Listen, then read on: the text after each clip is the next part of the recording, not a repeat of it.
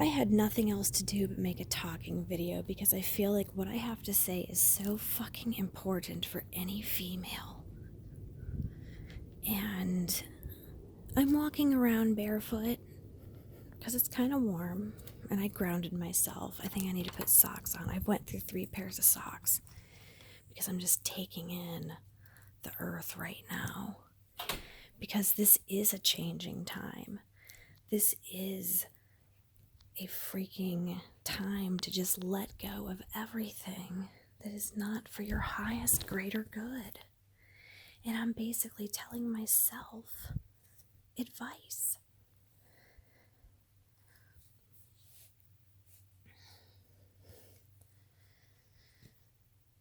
This is the dark moon, as they say, but it is shining so very brightly.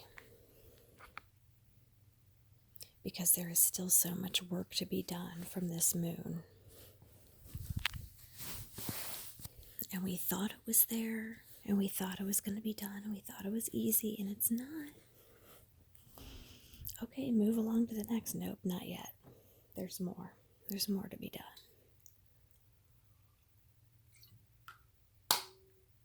Because this is the darkest illuminating moon there's been.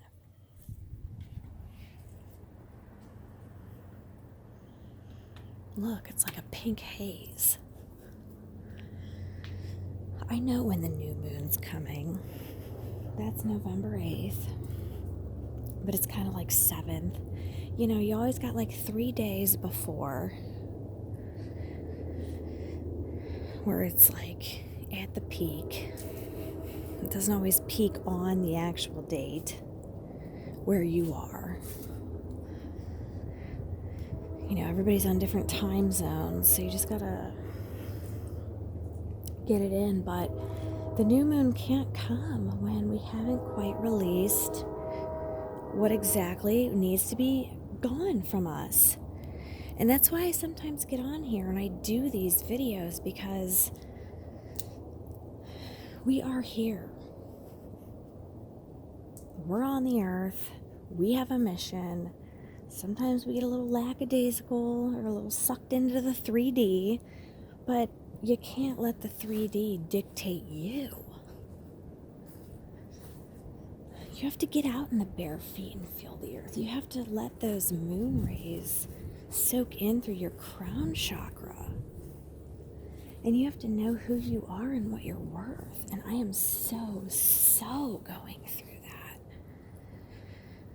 I am so going through it. And they always say the leap from rock bottom to cozy is way easy.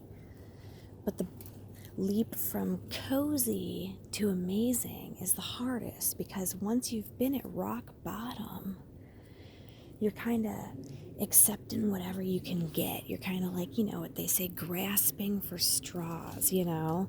If you're desperate, you know, and Victor Otto said this today. He said there was a quote by someone and it said, "Gosh, I would just really like to meet some halfway normal people who were halfway awakened."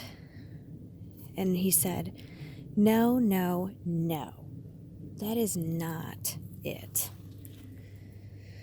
Don't settle. Don't ask for something out of a place of desperation. And I feel like my entire life I've been so deprived of anything any female child, woman, or mother would want, that I've came to accept what I get from men, not necessarily out of a place of desperation, but almost a place of not knowing better. And when I hit the twin flame journey, I mean, shit just really hit the fan, because I had been labeled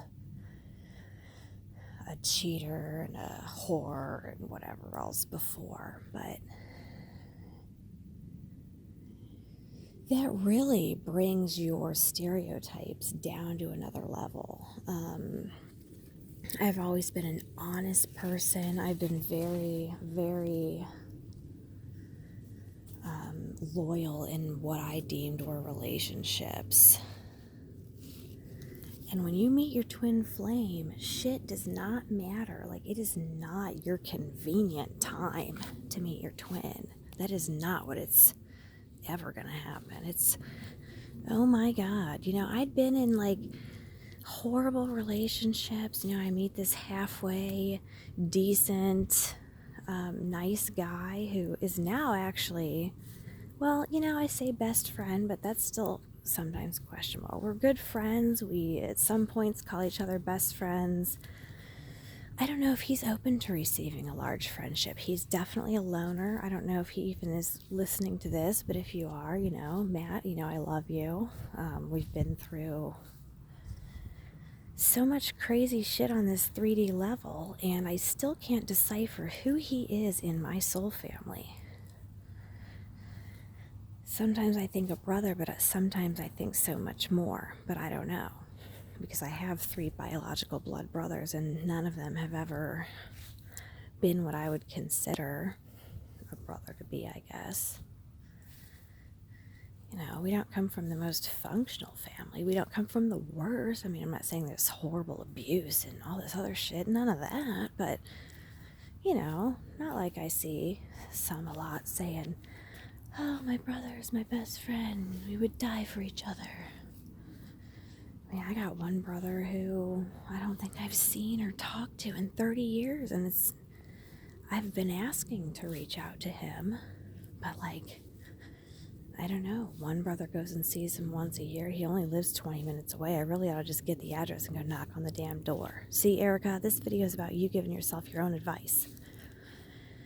The rest are just for entertainment. And if you're not here for entertainment, it means you fucking resonate with this shit. Because my familiar Wolfie is here with me. And I'm actually walking around in my neighbor's yard right now, but it's kind of closer to mine. I'm just trying to hit the moon just right. Because so much shit bothers me about the relationship and the marriage that I'm in with my twin flame that it has me wondering if he's even my twin, or if he's a karmic twin, or if he is a twin but he's just not awakened to my level yet. I have told this man from for months, I have to connect with you on an intimate level so that we can have mind-blowing fucking sex.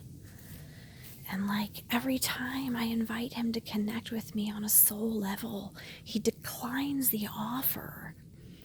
And I don't get mad. I'm not mad. I'm just calm. I am what I am, but I can't give myself to him so passionately and sexually when he refuses to meet me on a soul level.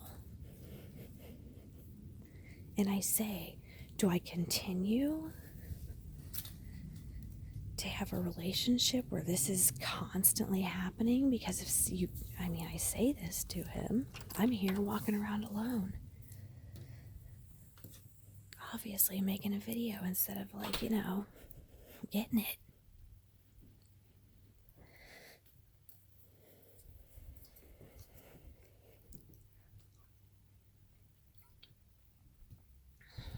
And he made me tea.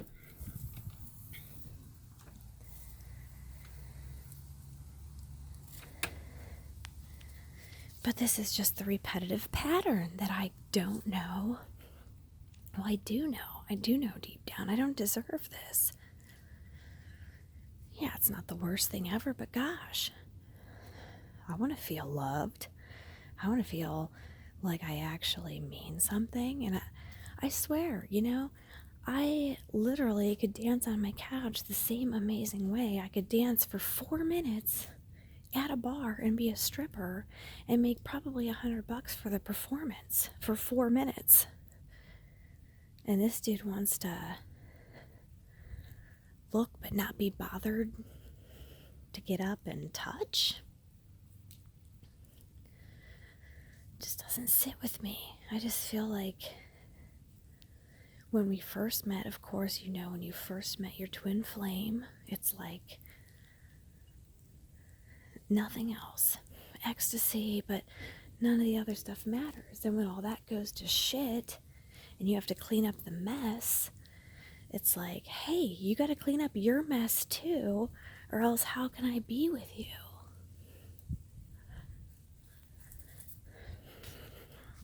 I've been cleaning myself for years now.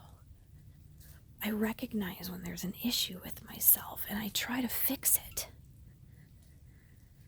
But somebody cannot be the same as they were for 7 freaking years. I've grown in 7 years. And you're the same. And it's not from me not trying. I have. And then he's mad. And I'm like, why are you mad? I'm literally like offering you everything of feminine divinity, sex, and love on a silver fucking platter if you can only just open to it. And I say, hey, what a beautiful night. Come outside. Let's stand under the open moon and feel this together. You know, I just wanted to like have someone there to do what I'm doing. Just, you know, it feels great. It's amazing stuff. But no, I go out and I'm thinking he's actually going to come out with me. And I go and I stand just right out there in the middle of the backyard under the spot, you know, and great view, no trees or roofs blocking it. It's a great place to just hug and kiss somebody and love somebody in the atmosphere, you know. And instead, he actually walks like twice as far away and sits down in a corner and goes and smokes a cigarette. And in the past, I probably would have been like, oh my gosh, why aren't you over here? Oh my gosh, wait, I'm crying, I feel rejected, I'm crying. I want you so bad, I can't do this, I want to do this thing under the moon, but you're not here. I can't do it now because you don't want to do it with me. Yeah, I actually thought that shit before. Now, you're missing out, dude. You're missing out. I'm under the moon.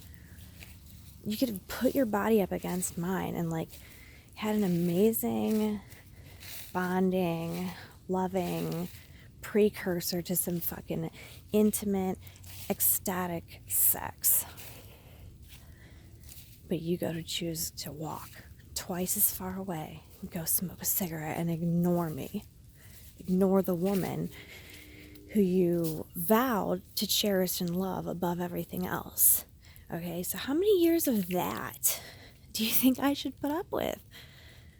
I'm sorry. I'm not sorry. And I'm not sorry that I'm not sorry. Because I'm not. I deserve someone who fucking wants to worship this shit and get up in it.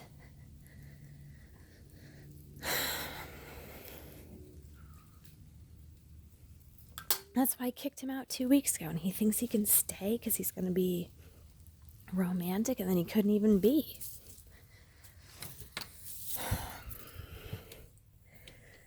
I have to break the pattern. I have to get it through my head that I deserve so much more.